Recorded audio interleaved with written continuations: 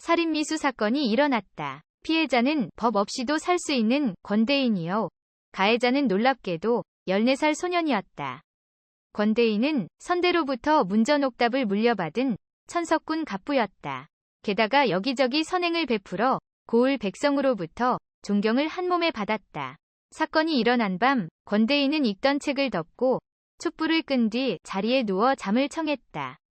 그때 복면을 쓴 괴한이 사랑방 문을 열고 들어와 시퍼런 단검을 천장까지 축혀 올렸다가 권대인의 가슴팍으로 내리꽂았다. 그러나 권대인이 몸을 돌려 칼끝이 어깨축지에 찔린 탓에 죽음만은 면할 수 있었다. 하인들이 포박한 괴한의 복면을 벗기자 아직 솜털이 가시지 않은 앳된 소년의 얼굴이 나타났다. 모두 놀랐다. 나으리 우선 의원을 부르고 동원에 고발을 해. 집사의 말이 채 끝나기도 전에 권대인은 성안 한쪽 팔을 흔들며 다그쳤다. 의원을 부를 필요 없고 관가에 이 일을 알릴 것도 없다. 대신 하인들 입단속이나 잘 시켜라. 오늘 밤 일을 발설하지 않도록. 안방으로 들어간 권대인은 약숙으로 상처를 덮은 뒤 광목으로 싸맸다. 다행히 자상이 깊지 않았다. 권대인 다시 사랑방으로 돌아가 집사에게 광속에 가둬둔 소년을 데려오라 명했다. 그리고 하인들에게 마당에 횃불을 끄고 모두 제 방으로 들어가 자라고 일렀다. 마침 새벽닭이 울었다. 감나무 가지에는 눈썹 같은 금음달이 걸렸다. 권대인은 소년을 앞세워 사랑방에 들어선 집사에게도 들어가 자라 고 말하고는 손수 소년의 포박을 풀었다. 경칩이 지났지만 아직 밤 공기가 싸늘해 광속에 묶여있던 소년의 몸은 빳빳했다. 권대인과 소년은 한참을 마주보고 있었다. 그때 소년이 방바닥에 머리를 찌으며 대성통곡했다. 울음을 참느라 이를 꽉 물고 있던 권대인도 뒤돌아 면벽하고 어깨를 들썩였다. 30년 전 가난하지만 착하게 살던 중마고우 김서방과 장서방이 있었다. 어느 날 둘은 술잔을 기울이다가 자식들의 혼약을 약속했다. 김서방네 2살배기 딸 은지와 장서방네 3살배기 아들 피루를 15년 뒤 진사년 춘삼월에 혼인시키자고 손가락을 걸고 약속한 것이었다.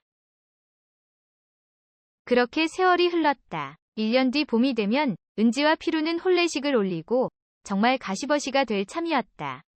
피루는 10만이 노인을 따라다니며 산삼을 찾아 산을 헤매는 일을 했다. 은지는 외향을 곱게 가꾸고 혼수 준비를 했다.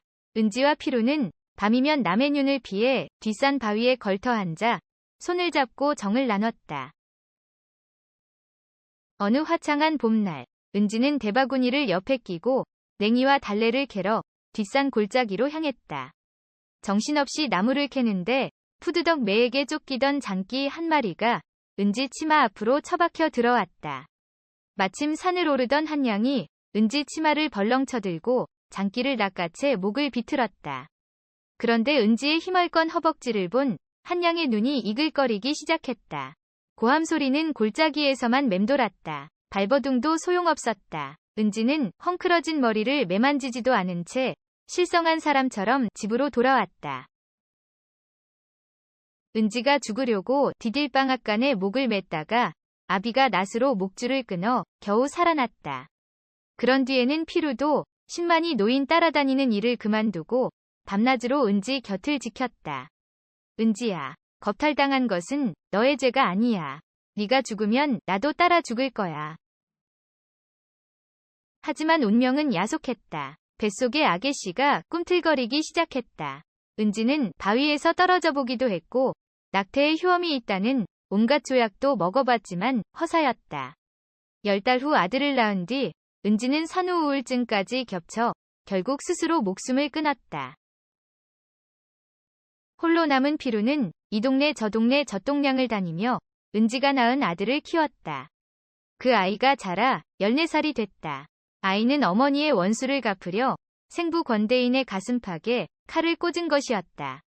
권대인은 학식이 높은 마격지간 서당 훈장에게 자신을 죽이려 든 아이를 맡기고 훈장과 함께 먹고 잘 수 있도록 뒷바라지했다. 아이는 21에 장원급제를 했다. 백마를 타고 어사화를 꽂은 아이가 가장 먼저 찾아간 사람은 자신을 길러준 피루였다. 아이는 피루에게 절하고 어머니 무덤에 가서 술을 따랐다. 그리고 다음 해 아직도 총각으로 남아있는 양부 피루의 장가를 주선해 보냈다.